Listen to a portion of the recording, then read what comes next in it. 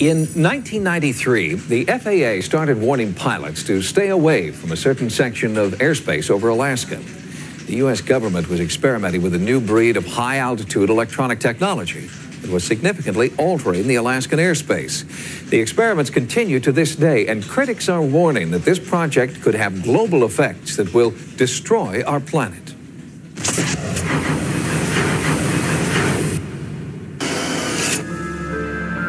In Alaska, the rugged, pristine wilderness is timeless, most of it remaining just as it has for thousands of years.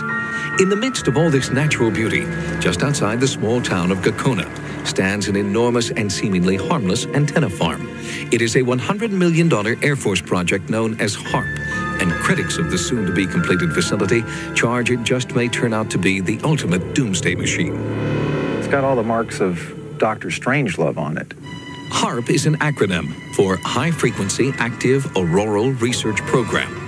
According to program manager John Hesher, HAARP is a research facility designed to study the ionosphere. All the military have communications, surveillance, navigation systems whose paths either traverse the ionosphere or reflect from it. And so we need to be very careful about what we know about it and how we study it. What we're interested in is what is the effect of a large input of energy on the ionosphere. The ionosphere is the outermost layer of the Earth's atmosphere. It is part of an electromagnetic field that keeps out harmful solar and cosmic radiation. One visible effect of the sun's rays hitting the ionosphere is the aurora borealis, known as the northern lights.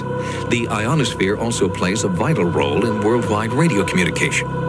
The first transmission of radio waves across the ocean were quite a surprise when it was first done. People thought there'd be no chance to transmit the signals across the ocean by wireless. And in fact, what the ionosphere does is act like a mirror. And so you transmit a signal and it bounces off the ionosphere, then it bounces off the Earth. When HAARP is fully operational, it will transmit extremely powerful blasts of high-frequency radio waves directly up into the atmosphere, superheating the electrons that make up the ionosphere. This will cause them to disperse, effectively punching a hole in the ionosphere.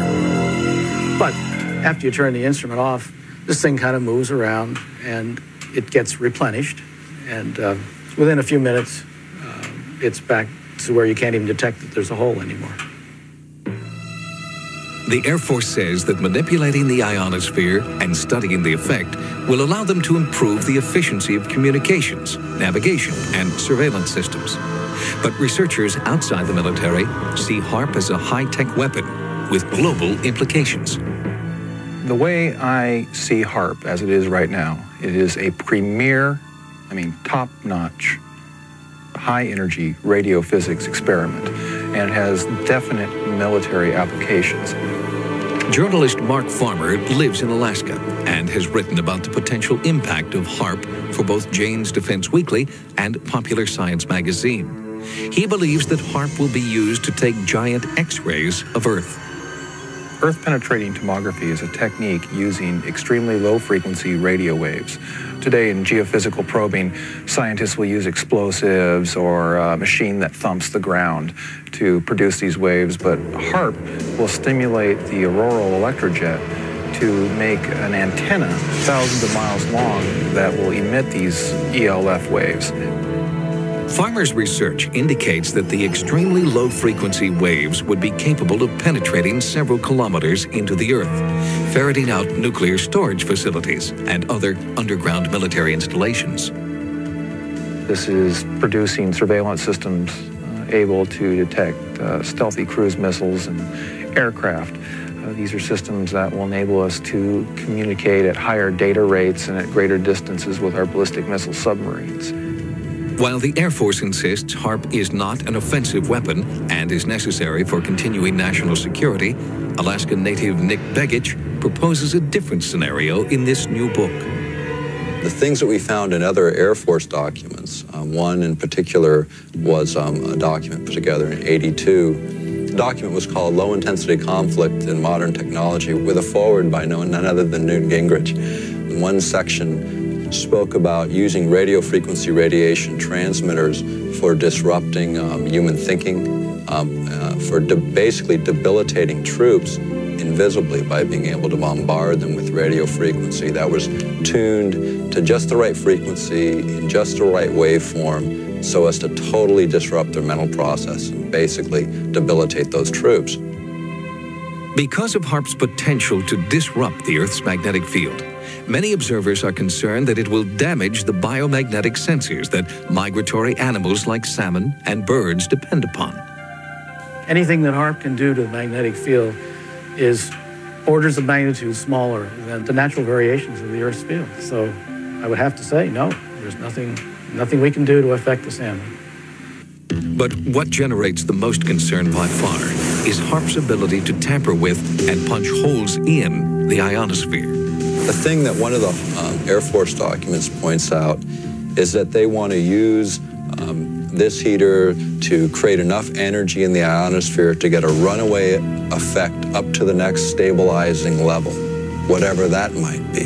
It's precisely whatever that might be that worries Dr. Patrick Flanagan, a physicist who believes the ionosphere is extremely fragile. The ionosphere is a chaotic system that is on the edge of instability. So the trigger point for HAARP would be that energy and that frequency which throws the ionosphere into chaos.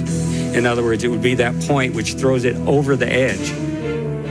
For example, it is believed that a hole in the Earth's ozone layer has caused an increase in infrared radiation, contributing to the melting of the polar ice caps and forcing New Zealand children to wear protective clothing to school. Flanagan and others believe the potential danger from a hole in the ionosphere is much greater. It could create a change in the ionospheric shield that protects us from cosmic radiation. We're worried about the ozone layer. The ozone layer is nothing compared to what HAARP could do. You know, we're worried about ultraviolet light. That's just a very harmless ray compared to some of those energy streams or particles that are coming from outer space that are being deflected by this natural shield around the Earth. And this is what HAARP wants to play with. Critics worry that HAARP has been placed in the hands of too few, and that international debate is necessary to fully explore all the potential dangers that this project may soon unleash, a proposal in which the Air Force has shown little interest to date. Once we open this box, and it is a veritable Pandora's box, we're not going to be able to close it. And of course, once you acquire a technology, you want bigger and better aspects of it. And then we come into the questions of whether or not, if we go big, if we go better, if we're going to cause damage to our planet. Proponents of HAARP insist the danger has been grossly exaggerated. The project continues to move forward as scheduled and will be fully operational by 1997.